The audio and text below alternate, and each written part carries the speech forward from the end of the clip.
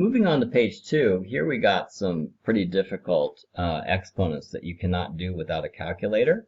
Let's put these here. So we're going to put negative 2.13 exponent to the 9th. That gives me negative 902.44. Okay. Next one. It says to record the entire display. So let me record the entire display. 4360396. Okay. Next one is a little bit different. We're going to put parentheses negative 2.13 exponent 9. And it gives me the exact same thing. Okay. Since the negative here is multiplied times itself 9 times, it's the same thing as multiplying it times 1 time. Okay? Where you're going to see a difference is if you add an even power here and here, then you're going to get two different answers because this negative is going to stay. There's only one of it. Here, if you have a negative inside an even exponent, it's going to be multiplied times itself an even number of times, and it's going to become positive. Number 5, use your calculator to find the values of the following. Okay, 9 to the negative 1. 0.1111. Okay. If you can't see what fraction this is related to, you could go up to math, and the calculator can convert it for you. You can convert that decimal into a fraction. 1/9. So actually, 9 to the negative 1 means invert the 9, put 1 over it, and you end up with 1/9.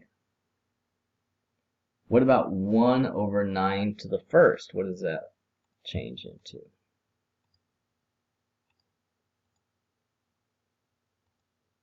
Guess what? It's also 1/9, right? 6 to the negative 2.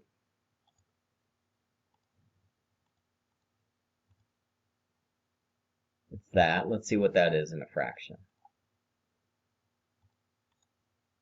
1/36.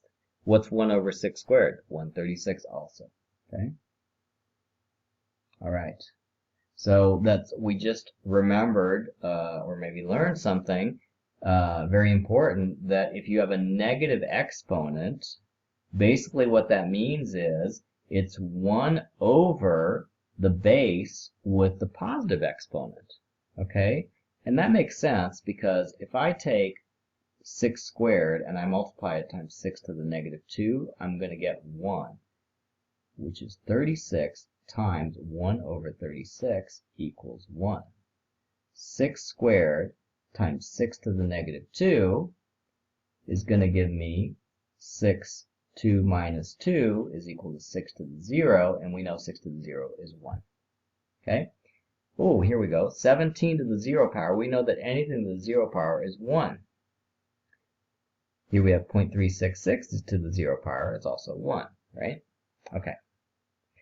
Last couple. Calculator practice. Program the equation with y equals 3 to the x or y equals 7 to the x with the key y equals, then look at the resulting xy pairs by pressing second table. Okay, so first we're going to do y equals, and we're going to do 3 to the x, 3 to the x, and then we're going to see all the possible integer values here using second table.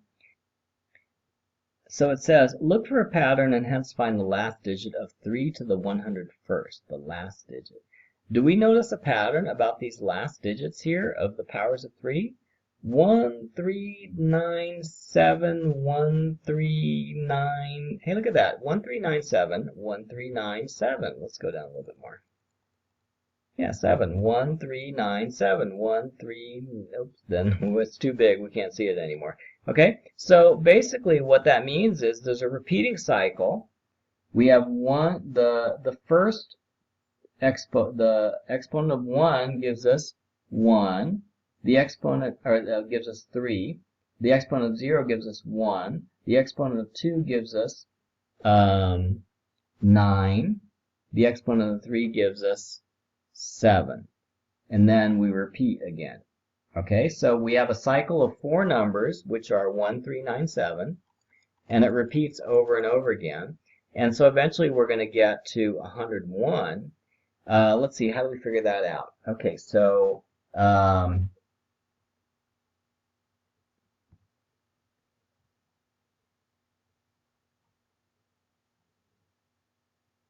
if we have 0 is 1 and 4 is 1, then if we add 4, we can always get the next number. So 8 would be 1, 12 would be 1, 16 would be 1, and so on, right? So these multiples of 4 are always going to give us a last digit of 1. So, for example, 100 is a multiple of 4, so 100 would also end in 1. So 3 to the 101st, that would end with the next digit after 1, which would be 3. So 3 to the 101st, the last digit would be 3. Then it says, what is the last digit of 7? 7 to the 217th. So here we go ahead and we put in 7x, 7 to the x, and then we look at the table there, and then we're going to check the pattern for 7. So it's going to be 17931. 1397, or 17931. So the zeroth power is 1, the first power is 7, the second power is 9, the third power is 3, and the fourth power is 1, and then it starts over with 7 again. So again, this is it's a cycle of 4 again. So let's see, so the 8th power would end in 1, the 12th power would end in 1, and so on. So if we want to find a number that's close to 217, it would be, I think, 200. 200 is a multiple of 4, so that would end in 1. 204 would be 1. 208 would be 1. 212 would be 1. 216 would be 1. So 217 would be the next number after 1, so it would end in 7, right? Okay. All right. Here there's a historical note. This famous mathematician discovered an interesting number pattern involving cubes and sums of odd numbers. Okay, and so he discovered that 1 equals 1 cubed, 3 plus 5 equals 8 is equal to 2 cubed, 7 plus 9 plus 11 equals 27, which is equal to 3 cubed. So you can see the pattern there. We're going up with cubes of integers, and here we're going up sequentially through the odd numbers. So first we just have one odd number, 1, and that's equal to 1 cubed.